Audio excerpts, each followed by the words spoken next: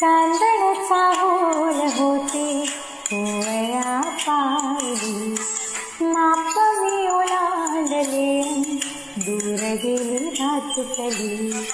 खेळण्याचे होते वय अंगणाचे होते सय, सोवळ्या मनात माझ्या हरिणभाचा आशय. ठबकले उंबऱ्यातली पाहुणे नवे पहाट, जणू जन्मले नव्याने भरता मळवट.